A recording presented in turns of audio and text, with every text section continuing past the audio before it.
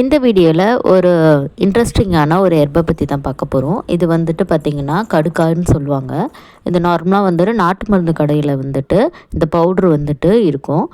அப்படி இல்லைன்னா நீங்கள் இந்த முழு காயை வந்துட்டு வீட்டில் வாங்கிட்டு அது மேலே வந்துட்டு நம்ம கொஞ்சம் தட்டினா அந்த தோல் மட்டும் தனியாக கலண்டுட்டு வரும். அந்த தோலை மட்டும் தனியாக எடுத்து நம்ம அரைச்சி பயன்படுத்திக்கலாம்.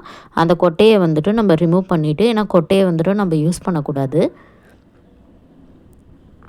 அந்த தோலை மட்டும் எடுத்துட்டு மிக்சியில் வந்துட்டு அரைச்சி பவுட்ரு மாதிரி எடுத்து வச்சுக்கணும்.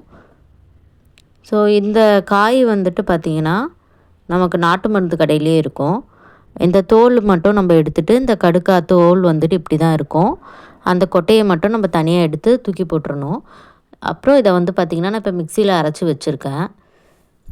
இப்போ இந்த அரைச்சி வச்சதை வந்துட்டு நம்ம வந்துட்டு ஸ்கின்னுக்கு வந்துட்டு நம்ம எப்படி யூஸ் பண்ணலான்னு சொல்லிட்டு பார்க்கலாம்.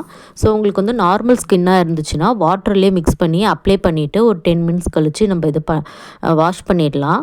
அப்படி இல்லை ஆயிலியாக இருந்துச்சுன்னா லெமன் ஜூஸ் வந்து ஆட் பண்ணலாம். இல்லை சென்சிட்டிவ் ஸ்கின் அது மாதிரினா ஹனி இல்லைனா வாட்டரே நம்ம யூஸ் பண்ணலாம். இது யூஸ் பண்ணால் நம்மளுக்கு ஃபேஸும் வந்துட்டு நல்லா பிரைட் ஆகும். ரிசல்ட்டும் நம்மளுக்கு சீக்கிரமே தெரியும். தேங்க்யூ.